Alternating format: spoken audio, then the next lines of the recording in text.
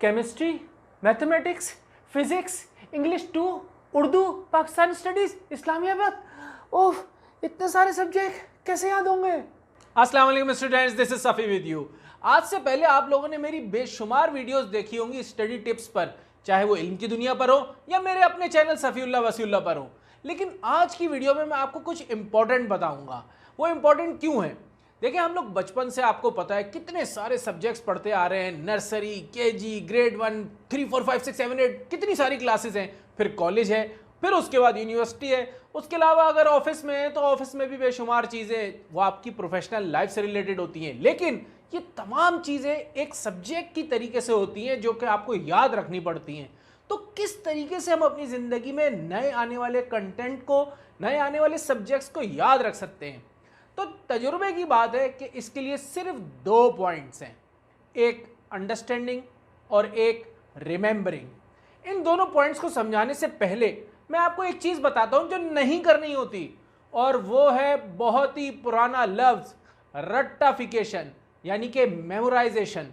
देखिए, हम लोग बचपन से ही सुनते आ रहे हैं ना, हमेशा ये सब कहते हैं, चाहे टीचर हो या माँ बाप हो, बेटा ये याद कर लिया, बेटा वो याद कर लिया। तुम्हें तो कुछ याद ही नहीं होता, ये याद करो, याद नहीं करोगे तो फेल हो जाओगे। ये जो याद का वर्ड है ना, ये हमारे दिमाग में बिल्कुल बैठ गया है।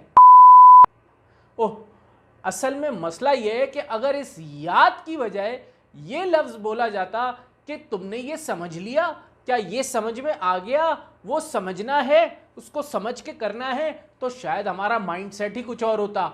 देखें, अंडरस्टैंडिंग की आपको बेशुमार जो है वो डिक्शनरी में मतलब भी मिल जाएंगे, और अगर आप लोगों से पूछेंगे सब मुख्तलिफ चीज़ें बोलेंगे। लेकिन मैं जो तजुर्बे से समझाऊँ ना, अंडरस्टैंडिंग का एक मतलब होता है जिससे बिल्कुल प्रूफ हो जाता है कि आपको समझ में आ गया है, और वो ये है कि अगर आप उसी चीज़ को किसी दूसरे को समझाने के काबिल हो गए, दैट मीन्स कि वो आपको समझ में आ गया है।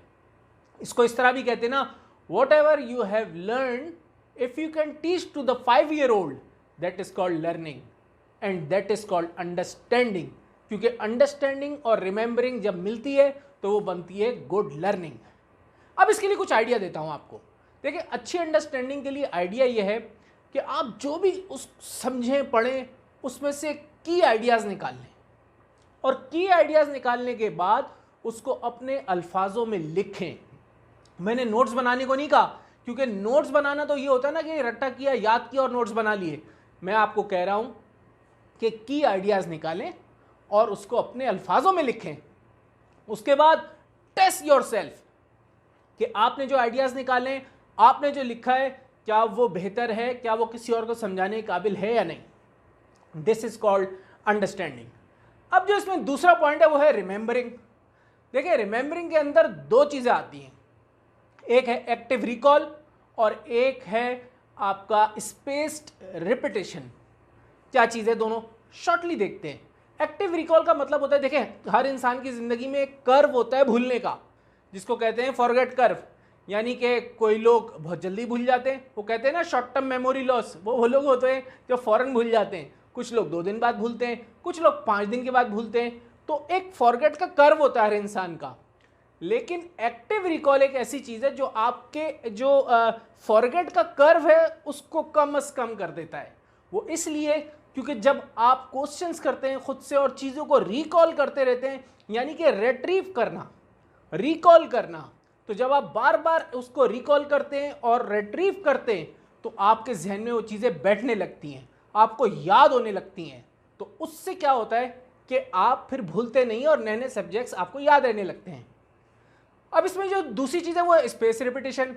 उसमें क्या है, वो उसको कहते हैं कि अगर आप कोई भी चीज़ रेगुलर करने लगे, मिसाल के तौर पे आप किसी जॉब पे या फिर किसी भी काम पे, या फिर मिसाल के तौर पे हम नमाज़ पढ़ते हैं, तो नमाज में पढ़ते वक्त हम जो सूरतें पढ़ते हैं, क्योंकि हम बार बार उसको पढ़ते हैं रेगुलरली, तो वो हमें याद रहता है, हम उसको भूलते नहीं हैं। इसी तरीके से अपने आप से आपने क्वेश्चंस करने हैं और उन क्वेश्चंस के जवाबात आपने निकाल के लेके आने जो भी आपने पढ़ा है उससे। तो उससे क्या होगा कि एक स्पेस रिपीटेशन होगी, और उसको बार बार रेगुलरली जब आप करेंगे तो फिर आप उन चीज़ों को नहीं भूलेंगे, चाहे वो कोई भी नया सब्जेक्ट हो। तो ये कुछ बेसिक चीज़ें मैंने आपको बताई हैं। आप इस पर अगर अमल करेंगे तो फिर आप देखेंगे कि बहुत फ़र्क आपको नज़र आएगा। और इसके अलावा भी जो दूसरी मेरी स्टडी टिप्स के ऊपर बहुत सारी वीडियोज़ हैं इल्म की दुनिया पर भी और मेरे चैनल पर भी, आप वो भी देखें तो इंशाल्लाह आपको बहुत फ़ायदा होगा। अगर ये वीडियो आपको पसंद आई है तो लाजमी सबके साथ शेयर कीजिए। आपका टीचर सफ़ीउल्लाह वसीउल्लाह। अस्सलाम वालेकुम।